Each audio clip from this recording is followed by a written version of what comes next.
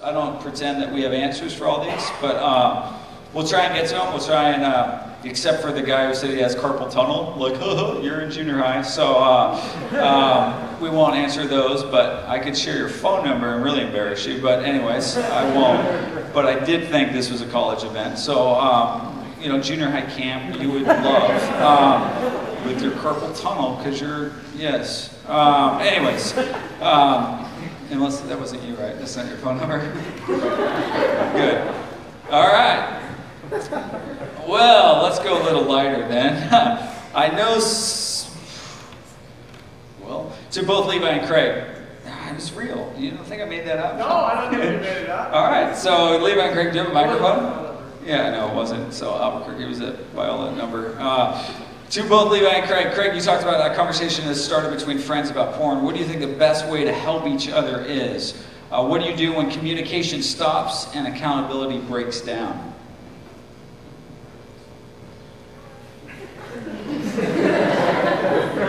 Well, I don't know. I mean, if somebody stops communicating, it's pretty difficult to make them. I know that I've been in pretty hard situations dealing with friends of mine who, not necessarily even related to this topic, but there's a couple thoughts about friends that have just decided that they will not listen. And eventually you can't do anything about that, and you don't ever really stop loving them, but I think it comes to a point where you have to kind of write it off. Like, what are you going to, what can you do about it? At the same time, I'm super conflicted by that, because I know that some of the greatest friends in my life have just continually pursued me, and that's what the Lord does for me too. So there's this theological idea that I have of a constant pursuit mixed with this human thing that we can't do anything about, because what are you supposed to do with somebody that won't talk to you anymore? And you've gone through that. Yeah, my wife and I both gone through that with both of our best friends. And I think for my wife, she went through it first, and I was the one that kind of encouraged her to say, hey, you might lose this friend for a season. Because if you speak truth into your life with your friend and they're living like hell, and they don't want to listen to you, they don't want to listen to anybody. So that doesn't mean that, so sometimes some of us go, I don't know if I want to say it. No, you have a special place in their life. If they don't want to take it, my best friend just has a new Facebook account. I'm not on it because he doesn't want to listen to me anymore. And that's sad, but I also know this is a season. And why he has a girlfriend instead of his wife, he doesn't want to talk to me because he knows what he's going to hear. And so I told my wife when she was going through this, man, you might miss this friend for a season. But I do think they come back around. Hopefully, this is a season. It doesn't play out, the rest of your life. But at some point, accountability only goes as far as you're willing to go. And man, when you're in an accountability relationship, for me, with somebody since I was in 8th grade, for 25 years of my life, and now you start lying, and then this is no man, this isn't a joke. And so it's probably one of the worst things, next to losing my dad in death, losing a friend to sin, to everything that we've been talking about for years, and to let him go and just pray and hope that he won't take my phone call, he won't he won't be my Facebook friend. So okay, man, you see people run away from and create all new friends, and then you could be all jealous and go, oh well, no, it's dude, these are jokers, these aren't new friends. People you've been with for your whole life, you're just gonna let disappear. So at some point you do have to let it go, but you also got to let them know that you're welcome back, at any point. But it's tough. As you can see, this is just, this year for me, it's been the hardest thing. What does XXX stand for in XXX? The seedy. That's what your thing is. Oh, the seedy and the sacred. I think XXX would be the. Well, there's G, there's PG, there's R, and then there's X, and then there's XXX. So that idea of when we thought of this porn, it's the seedy and the sacred, and that idea of XXX Church. It was, we wanted to be found in places where people were searching for XXX but they would find something else. So, I mean, we've heard it all. Do you guys actually have porn? No. Like, we don't. Is there Christian porn? No. Like, I mean, there is a website for that. I mean, so what we thought of was, like, we want to talk about porn, we want to talk about sex, we talk about things that are X-rated, but to me, it's not even and I hear this all the time, like, well, I don't look at porn. You watch Cinemax at 10 o'clock at night. That's porn. Like, it's mature. So it's not about, I mean, like I said, 50 Shades of Grey is R-rated. You can read the book in an airport and no one looks at you funny. You're reading porn. You're not watching. So to me, it's not just X-rated stuff that we deal with, but anything out there that kind of sexually entice you is what we're trying to deal with at XXX Church. So, and you confuse people. You bring a lot of taboo, things that probably shouldn't be taboo. I mean, we don't want them to be taboo. It's kind of the whole point of you guys doing this whole week. It's like, why is this a taboo conversation? It's not like it's something that a whole lot of people aren't going through. And XXX Church confuses people enough into shocking them into being like, what in the world is going on? Yeah. What do you say to your parents who try and treat pornographic addiction like food addiction?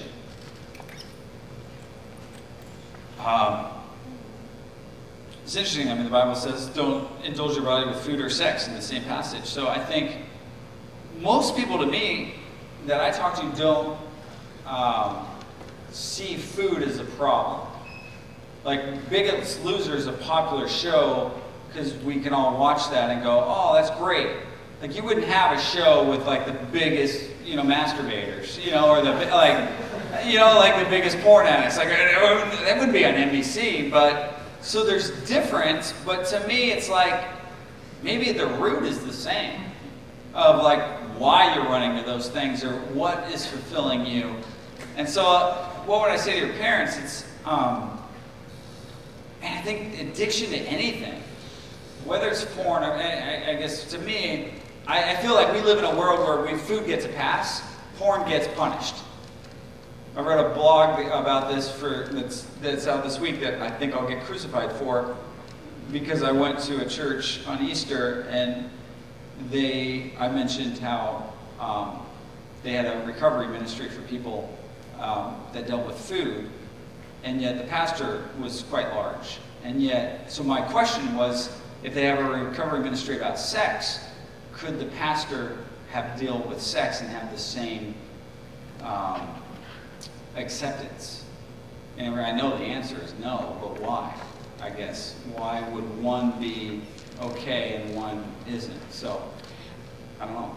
I think another thing too is it's more dualism than Christianity to separate different things according to like good or bad or worse. So whereas Craig is still talking about the root of something, there's like an old dead guy. I like reading old dead guys, and he says what the heart loves, the will chooses, and the mind justifies. And whatever that is, whether that looks like food, whether it looks like porn. And so I'm not saying that like it's necessary. I don't know if it's necessarily like you want to talk about treatment or something like that. It's necessarily one and the same, but I do think that there is something to saying what, like, the root issue in all of it is like, and it's an idolatry issue, like, what do you think is going to be the thing that is going to bring you the most pleasure? What do you run to when you desire pleasure? And I think that the conversation could be open in both places. Yeah.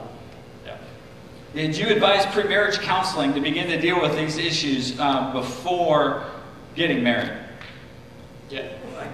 Yes. Well, I mean, if you do, no, I mean, you have to, what else are you going to talk about at this point?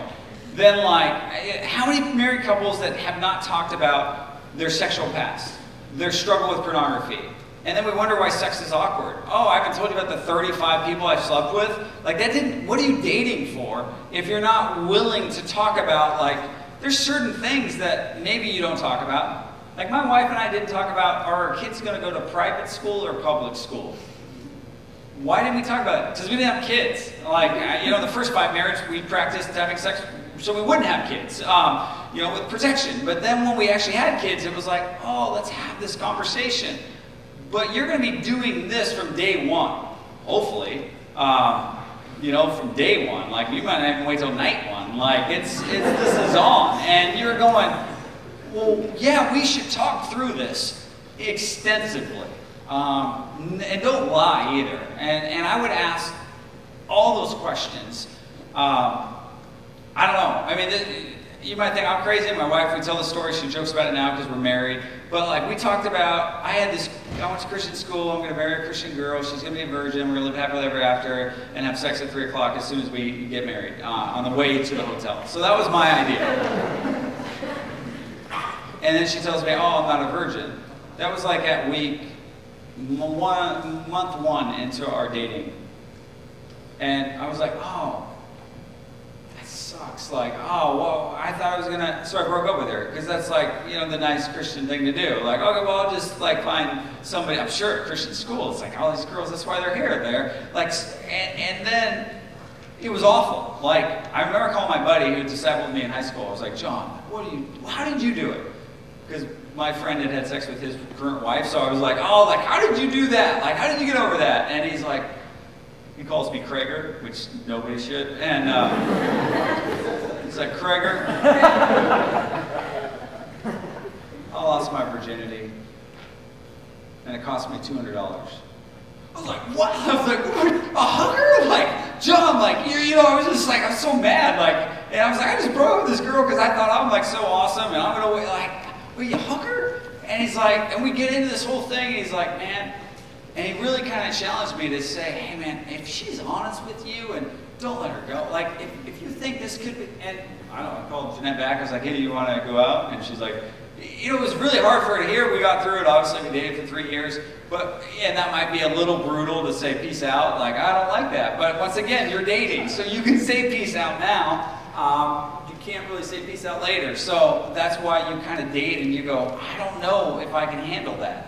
And I think that's okay. Or maybe then you go, hey, I'm glad I know this at month one of dating rather than year one in marriage.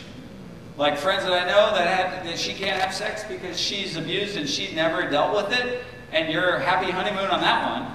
Like, why couldn't we talked about this prior? And so I can't emphasize enough that you guys, man, you should be doing this. Maybe not on date one, but if you're gonna get married, definitely. I'm single. Okay. I'll give your phone number if you want. I'm single.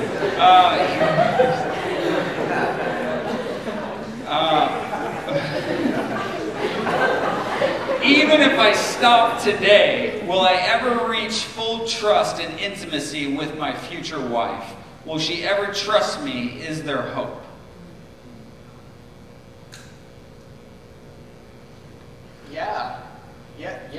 Yes, there's hope. I don't care how cliche it sounds, that like there is hope for the redemption of sin in Jesus. I really believe that, and my wife is the perfect example of that to me. Even in the midst of time, like last week, I wrote her an email, and by the grace of God, it's kind of been a long time since I've gone to like something that is specifically pornographic. But I wrote her an email and I just said, hey, I still struggle with lust. Like, I know that I don't deserve your forgiveness over things. I still linger far too long on other women that aren't you. And by the grace of God, He's given me a wife that knows my past, that knows my current struggles, and that has continued to love me and pursue me and give herself entirely to me. So yes, that's another right here, it says, it breaks my heart thinking about the pain I've caused my future wife. I know God forgives me, but will my wife ever forgive me? This terrifies me. I think this is interesting. So a lot of people have shared this story. For my friend Rachel, she's a college pastor, and she's 30, and she just got married. So she's like, here's my mindset at 20, because I got married at 12, well, 22, but right after college, so I felt like 12, because now it's, so Rachel got married just a year and a half ago at 30, and so we talk. She runs a lot of stuff with us at the porn shows, and so I asked Rachel, like, before she was dating, like what? Because here's me. I'm going to go to Christian school, marry a virgin, and, you know, make babies. And she's like, I go, Rachel, what do you think for you? She says, 3% chance. I was like, oh, you really did the mathematics here. She goes, I give myself a 3% chance that I'll marry a virgin. She said, really, Craig, I'm 30. Unless I marry, you know, 15, you know, like I'm 30. Like, who's really waiting? She was a virgin. She works with us, so we called her the filthy virgin because she'd been around so much of this stuff. So, it's just kind of a cute name for Rachel. So, filthy virgin. I think it would be a good blog title, but now she goes by Lady Pastor. So, anyways, I still think filthy virgin's better, but it doesn't work now. So, but she says like 3% chance. And I think, so whoever wrote this, like, there's, like, let's be realistic. I mean, the amount of people that are having sex, the amount of people that are bringing in stuff into your relationship, yeah, it's not how it was supposed to look like. But the reality is, like, here's Rachel going, yeah, I mean, it's probably not going to happen, but, man, I'm not going to let that stop who I fall in love with. Man, we're going to talk through this stuff, you know, for sure. So I think the best thing, yes, God forgives you. I mean, you're not going to be somebody as mean as me that just says, peace out, you know, like, but I did call her back, and we got back together, so, and she took me back. So, it worked out, and I think as I got a more, kind of better perspective on just, man, I've struggled with a number of things that I've done wrong, that I wish I could take back. So why am I going to let that, you know, girl let her go because of that? So yeah, God forgives you, and I do think, just no surprises. I mean, watch TMZ, like, it's all surprises. Like, when you get surprised of like, oh, you have this going on, oh, that, like, that stuff's tough to forgive. But when you know what you're getting into and you know, like, lay all that stuff on the table, I think for sure it's possible, and it's not going to hold you back. Is there a church called XXX Church? Yes, if you add the .com, that's where you find us online. But there's not like a church on Sundays that you can go to. At least right now there isn't. My dad never talked to me about porn, and I really resent him for that. How should I talk to my dad about this? You should send the dad to James Dobbs.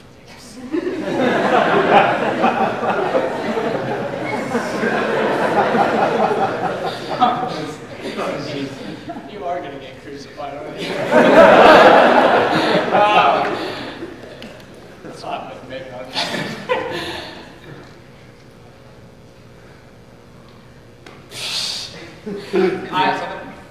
Your dad did talk to you. My dad did talk to me. So I can't empathize with the resentment outside of the fact that I cannot tell you how much I appreciated the fact that he did. And I think that if there is a way to go to him in grace and in forgiveness, like resentment and bitterness is a prison for no one but yourself. Dad probably doesn't even know that you resent him for it. So if there is an opportunity for you to go to him in love and say, I wish that this is something that you would have been more bold with me about. I would like to forgive you. Actually, first, because he's not asking for forgiveness, I would like to apologize to you for the resentment that's in my heart toward you. That's going to be freedom to you. Whoever texted that in, that will be amazing, and then maybe the Lord will graciously convict him of sin if he feels like that, and maybe he won't, but you will have the opportunity to extend that forgiveness. I just think it'll be amazing for you to do that. That's good, and I'd say for our parents' generation, like, we got to give them somewhat of a pass. You know, I mean, that's what's kind of been fun talking to my mom now. And I'm just like scratching my head going, why not? But it's like their parents never talked to them, their culture, you know, it's just, this was so tough for them. They, you know, even popping in a James Dobson cassette was like taking such a risk for them. But here's the scary part. Like, we'll become them. And I mean, all my friends now, like, none of our parents talk to us about it. And now we all have kids. I'm just telling you, I'm like the only one I know out of my friends that, actually, besides people that actually work for us, that have talked to their kids about this. I'm like, your kid's 14, he takes an hour-long shower. Like, yeah, what do you, no, yeah, he just likes water. No, like, what are you waiting for? And it's just mind-blowing, but what I found out is as much, like, I hate when my wife says, like, you sound just like your dad. I walk like him now because I hurt my back, but I don't like, and if I want to tick her off, I'll say, you sound like your mom, because, like, you never say those on, like, the good moments. You say those when you're like, oh, yeah, it's like, no, I'm not like my dad. And, you know, all my friends, we weren't taught, like, what to do. So when I'm like that guy that's like, no, dude, you need to talk to your kids. It's not that crazy. You just talk to them. You just say, hey, what do you think sex is? I mean, it's not a hard thing. They'll tell you. I don't know. I'm sexy and I know it. Like, oh, well, what do you think that means? I don't know. So, hey, here's what it is. And I mean, you can have these conversations. So when I talk to all my, son's friends' parents, because now I'm like, dude, they just got porn at school. And then they're mad their kids didn't tell them. I'm like, wait a second. You never talk to your kids about sex, and you think when they got an image on the screen that they're going to come tell you? No, they think they're in trouble. They think that's why you need to talk to them, because kids won't talk to you about things that you don't talk to them about. And so, man, you're not ready to have kids yet, but don't repeat that same thing when it comes to like, man, my dad didn't do that, and you're going to have to, I think, be really intentional on like, man, I didn't get this, so I need to make sure that I got this thing covered. And because we're living in a whole different generation now where if you don't talk to your kids, I think, man, you guys made it, but man, this generation that's walking around with this, this goes against everything that like our parents did talk to us about. Like, don't talk to strangers. Every app on these kids' phones, maybe even some of yours, connects you with strangers within 4 minutes that you can go have sex with. Like as you send photos to complete strangers. I mean, this is stuff that you definitely got to talk to your kids about one day, and hopefully, man, if your parents didn't do it, just don't repeat that pattern. Levi and Craig, you both shared about having negative experiences during your man weekends. So, how would you make that positive? I did not intend for that to come across as a negative experience. I think it's a funny story in hindsight because it's the typical, stereotypical man weekend. Like, there was literally no electricity in my cabin. We had some running water. I don't know how we had running water. And we brought batteries for the stereo to play the tapes. So it was, I mean, we didn't have anything. We had batteries, a lot of AA batteries, and a boombox that I had because I used to think I was Chad Muska because I would skateboard and put a boombox on my shoulder. So that was what we brought. So I'm setting myself a note. We need to recreate that whole thing of a video. We do. Yes. Okay, good. Thank you, Paul. You helped us a lot. If by negative you mean awkward, I don't know if there's a way to avoid that. But I cannot just emphatically. I mean, my dad 4 years ago in 2011 committed suicide.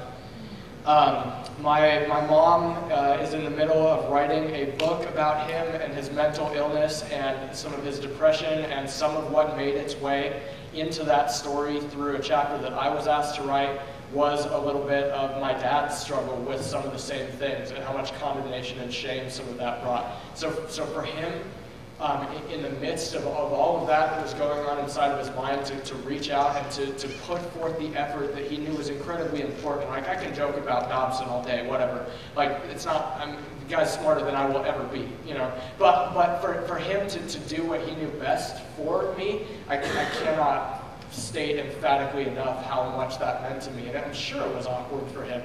It was awkward for me, but I wouldn't trade it for anything. So I've got nothing negative to say, honestly. And I think, once again, our parents, they made a big deal, like camping, tapes, this, like woods. Like, what I've learned is, like, what happens in the mountains stays in the mountains, like, kind of like Vegas. But, it's just this idea of, no, use everyday conversations in real life, and you'll be able to continue those conversations. So, I mean, it's kind of where my son's here, so he's 12. I started talking to Nolan when he was 7, and it didn't make it awkward. We had yogurt. Nolan, do you know what sex is? And he smirked. And I might have said a cuss word under my breath. I'm like, dang it, I wanted to be the first person to talk to Nolan about sex. That's my encouragement to parents. We live in a world where that's going to be awfully hard. So and he didn't know. He just said, Madison is sexy. Wait, Madison from first grade is sexy? Well, that's what Nick says. And is she really sexy, Nolan? All right. Madison, huh? So, all right. No, I was like, I didn't say that. Yeah, you did. I wrote it in a book. And it was one of those like, oh. And I remember, like, we just had that conversation. And I was like, well, do you want to know what sex was? And he's like, yeah. And then he said, ooh. I said, no, it's more like, ah. Like, it's actually a good thing. Now, our daughter, she's like, gross, Mom, I'm eating. Can we stop? And so, whole different conversation. But we didn't want to bring it up, like, over the top. Like, we're going to do this, man. Like, and so now, I mean, Nolan, we could probably, like, we drive in LA, Nolan's an actor, and so we're on Sunset Boulevard. Hey, Dad, look! I'm like, looking at those dang billboards. Get your wiener checked. I'm like, there's your giggle. Hey, Dad, what's that mean? Why would I check my dog? No, that's freehiv.com. Oh, well, no, let's talk about unprotected sex. This is why you need to get your wiener checked if you're doing that. Then the next day, like, it's a lifesaver. And it looks like lifesaver candy, but it's a condom. Dad, lifesaver candy. No, that's not lifesaver. You put plastic on your penis? Well, so we continue these conversations like now. I mean, sometimes I'm like, man, can we just turn on Radio Disney and drive home to Pasadena? But it's like, oh, 20 minutes, let's continue this stuff. And so to me, there's going to be a day where I think Nolan will think, I'm not going to go to Dad to talk to him about these things. I hope it never happens. I hope there's enough time where he can know, man, you're not in trouble, we can talk about this stuff. And I want you to ask me, instead of ask your friends or Google it. And that's the thing, man, we couldn't have Googled this stuff. So now they can just Google something and get the whole wrong ideas. So as much as you can make that natural and use everyday, real life examples, and then you share your wins and your losses, like not just, oh, like, no, we did it all perfect. And, like, man, you have your story.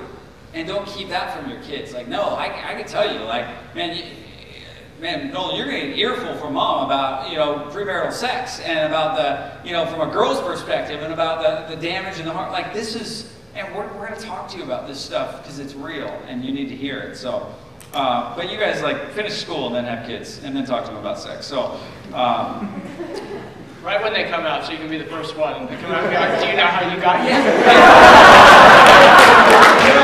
I got this friend Matthew, and Matthew was on our board, and he called me the other day. He's like, Craig, I need to know. He's like, do I talk to my kid about sex? He thinks his penis is a guitar. I was like, he's 4, it's a guitar. He's not doing anything other, like, I've heard limbo sticks before, and that's where I was like, how do you even know to play limbo? Like, it's a limbo stick. And I was like, those are just innocent 4-year-old, like, boy things. Like, it is a guitar for a while. So, you don't need to, like, he's like, dude, do I need to get your book? And no, he's 4. Like, just let him play the guitar. But, anyways. Okay. Girlfriend has an STD. What do I do? I mean, I would put the brakes on any kind of sexual intercourse. And if she's been honest enough to talk to you about that, you said, should I break it off? That's the old Craig answer. Oh yeah, just find something. No, like, and if you guys, like, you've gotta know what she's in store for, what you're in store for. I think obviously that's a huge realization of, man, you guys want to make sure you guys remain pure in this area, and then see what what the ramifications of that are. I mean, there are consequences to sin. So, man, that could be a lifelong thing, or that could be something that just stays and is gone. But that's the reality that we're living in. And I think at least the honesty there, to me, is encouraging. I can't. Okay. These are above your pay grade? No, I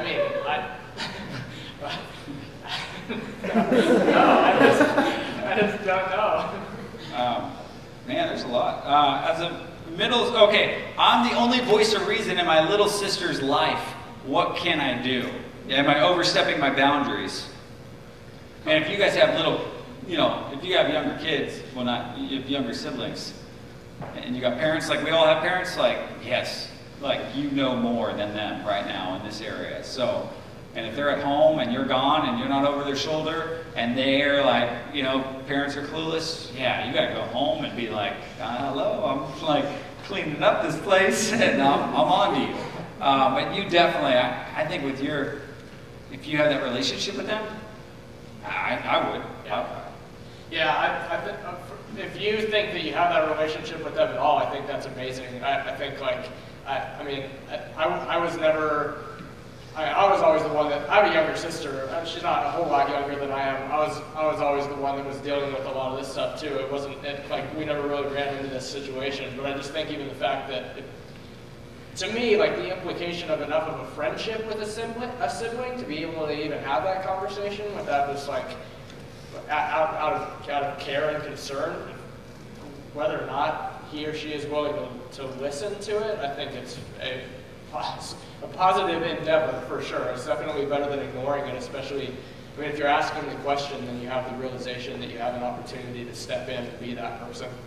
Yeah, and I think you might have a space too to talk to your parents. Like, you're out of the house, like, yeah, they might be paying for your college, so don't screw it up that bad, but just say, hey guys, like, hey, when I was like a senior, like my parents adopted Michael after I left, and like he got away with like everything that I was like, what? Like, did you guys just, I know you got old, but like, did you just stop parenting? And it was just one of those like, but it was that hard thing for me to actually say to them, hey, remember when I was 15, I was doing this, I bet he's doing that. And I think that idea of like giving parents some insight on what you actually did when you were in their house, and they might go, what? Like, you did what? But just let them know that like, hey, this is a tough space to be in with kids. And so any way you can help encourage that situation. Hey guys, listen to this one, because I mean, I bet every woman in here would echo this. Can you say something to the women who are hurting over a boyfriend, fiance, or spouse's past porn addiction? I feel angry, hurt, and pressure to live up to unreal expectations in sex. So I always say that porn creates unrealistic expectations. And we see that played out now with men, especially. Yes, women look at porn, but I see it played out mostly in the type of porn that you're watching. You assume it's the type of sex you'll be having. And then women are feeling two ways. Like, why am I not enough? Why is he going in that? And then why is he asking me to do these things? And sex is mutual. Sex is something that if you go into sex about what you want, you're not going to win there. What she wants, what her needs are. And you go in thinking you're going to have porn sex, let me tell you, like, I haven't met a porn star that has porn sex in real life. Because the stuff they get paid for, they get paid extra to do on camera, is the stuff now you want to do in your relationship, and they don't even want to do it. The only reason they're doing anal sex is because they get paid double for doing that compared to vaginal sex. And now we're thinking, oh, well, that's what I want her to do, and these, one thing after another, where you're putting these demands and these pressures. I would ask a woman, like I would say, if there's pressure coming in that department, I would just say, hey, why do you want to do these things? Like, what have you seen or what are you watching that makes you think, man, this isn't going to be satisfying enough? And so women, like, and guys, if you could just hear that, like, man, don't do that. Don't go in thinking like it's just about what you want or you even need that. And when we watch harder and harder porn and crazier things that you're going to think you need, man, the marriage bed is strong enough to contain everything in a world of sexual disorder. Don't bring sexual disorder into what God has created to be such a holy, great thing over here. We'll take two more and then I don't know what we'll do. What do you guys do? Go to Menchie's? That's what Nolan wants to do. Is that a popular hangout for college kids or just 12-year-olds? Frozen yogurt. There's not a lot of food options around here for being like kind of a rockin' place. We found pho, 27, Alberto's 34. Yeah, there's a lot of restaurant names with numbers in there. And none of their Yelp pictures look good at all. If this, Levi, here we go, you can take this one. If this issue is part of my testimony, how much is prudent to share with other people? My friends, high school students I disciple, kids one day, poems one day. Poems one day. Yeah, it's definitely a good question. Honestly, personally, it's a question that I didn't really consider all that much until after I did get married, because I am just a fan of laying it all out there, and I think that there's a place for that with a certain group of people. I think, but I know that that's just the kind of person that I am. I also know that that's not the kind of person that my wife is. So in the last 4 years of us being married, we've had to have conversations where she's like, hey, I'm not necessarily going to tell you to stop talking about this, but will you maybe talk to me before you talk about it? Or something, she just straight up say, no, I wish you wouldn't have done that, I wish you wouldn't have said that, that's not appropriate, that's not for anyone else. I think that, to her credit, she allows me to say a whole lot. So if we're going to talk about unity in marriage, or talk about unity in the marriage bed and the work that she's seen the Lord allow me to be able to do in conjunction with something like a night like this, I think that she's pretty bold. I think that she's pretty brave, and I've like commended her for that and thanked her a lot, because it is really something that I, from a pretty young age, asked the Lord if he would ever redeem in some way, and I think that he's done that. So maybe all that to say discernment. I don't know if there's like a specific answer in one place or another. I do know, and then this is something that Craig has written about, openness, and we've talked about it in different his podcasts and different things like that. But it's incredibly easy, more and more in social media world, to craft whatever image for yourself you want to craft for everyone. You can make a beautiful mask out of Facebook status updates, and you can be the best VSCO cam picture editor person ever on Instagram, and you can crop them into circles, which was my favorite thing for a really long time. And but I should bring you back. Yeah. I'm gonna be this. I'll be the guy with the circles. But you can create anything. One of the things that I love about laying all of your garbage out on the table, it's like a direct war on that fake reality that we all see one another living in, and then all inevitably want to stack up against our own life, and then all inevitably feel depressed because we're never as good as the other person's Facebook feed or whatever else. I love vulnerability. I love getting, as Craig talked about, the bad Christian guys. Like, they're so obnoxious. I did an interview with them, and for the first 45 minutes, they talked about genitalia, and then my mom's going and listening to the thing, and my grandma's commenting. She's like, that was a weird podcast that you guys did, you know. But that's like kind of what they do, and I value that, especially within a Christian context where we serve like an omniscient God that knows everything, and we know that he knows everything, and we affirm that he knows everything, and we don't want to talk to one another about anything. Yeah. And, let's say this. I joke that I lose friends a lot, because it's like, oh, hey, I got this poem, and then we put the poem out, and then it's like, oh, I don't want to be the porn guy at poem anymore. Or, I had a buddy call me, he's like, Craig, how do you change my Wikipedia page? I'm like, oh, why?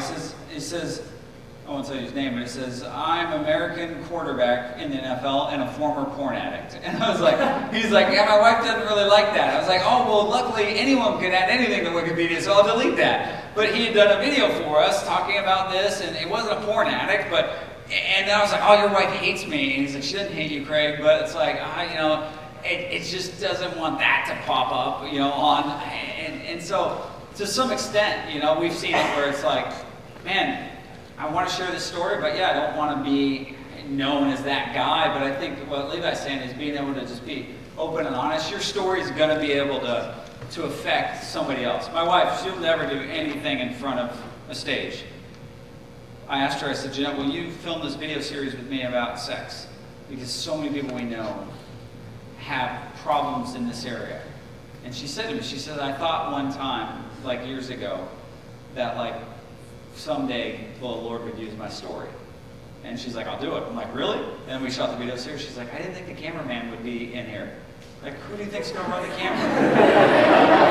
You can't just hit, and I go, you can't, I don't want him watching this. I was like, people are going to watch the video series, which like, yeah. But anyways, it was like such a huge thing where she's like, no, I think at one point I'll be willing to do that. And so yeah, man, God's gonna use your story. Last question that I just pulled up in the email that I want to make sure I hit.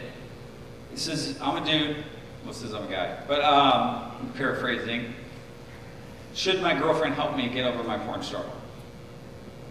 And guys, let's just be honest. Like, we've all got one mom. You don't want, like, your girlfriend or wife one day doesn't want to be your mom.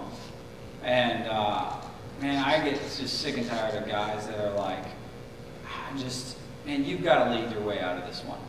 You've got to tell your girlfriend or your wife, you can be honest with her, you can sign her up for your accountability reports and say, hey, I'm putting you down here because I'm going to be honest with you, and I know I would just, I would be tempted to lie to you. You have access to this, whether you want to see it or not, but don't expect her to like, how are you doing with your porn problem? Like, she's got other things to worry about in her life rather than worrying about your struggle, what she wants to know. And girls, if he's not doing this, like, I would just say peace out, and there's another guy for you. That you don't want to just, okay, intentionally always be like wondering. Like, so many guys I talk to, I go, man, if you're married now, you need to be showing your wife how you build trust back up. Because you just cheated on her, or you just went behind her back, or she just caught you looking at porn. So you need to just reassure her what you're doing to change that, not just going, okay, do you forgive me? I won't do this again, and then being this kind of, no. You've got to say, hey, you know what? I'm going to group on Tuesday night. I got an accountability partner. I got a coach. I talked to my mentor, and he's calling me. I've got 4 or 5 guys that have access to my phone, access to my records. I've got guys that are texting me in the middle of the night because they know this is when I've struggled after you go to bed. Like, I'm on it. And when a guy comes to me and he says, here's my game plan, here's what I'm doing, women, that's the guy that I think you go, man, I'm willing to journey with you on this one. Just not that guy that's like, oh, I'm sorry, like, oh, dude, like, and then wants you to be his accountability partner, and you to, like, man, you do not want to be, not saying you don't want access, and you want, some women are going to say, hey, look, I don't want to know. I don't want to know those things. I want to know, though, that you're going to be talking to these people and you're working through this. Other women are like, hey, I want to know. And so that's up to you on kind of where you want that disclosure. But I think deep down inside, they want to know that you're willing to fight for them enough to work through all that stuff. And whatever that takes you. And not be like, oh, I'm good now. Like, to the moment you think you're good now, like, that's when this stuff comes right in front of you and you're not good now. Like, pursuing this enough to go, man, I'm working through this. And I think that's where you're going to see the grace and the understanding from women. And this goes on both sides. Like, women are men, when you're just going, and I want to be your helper, I want to be somebody, but in this area specifically, guys, this is directly impacting them. He's looking at porn, he's not looking at me. Like, they're taking a lot of what I know is not your intention at all. But they're taking all that on themselves, going, I'm not good enough. Well, I'm good. Why is he? And that's going to be hard enough for them to hear, let alone then going, so can you help me with that? Like, man, there's help out there for you in so many areas. You know, with your roommate, with other people here on campus. So tap into that. Don't be afraid of that, and seek out those places. You want to finish it off? Yeah. All right. Yeah. What do you got?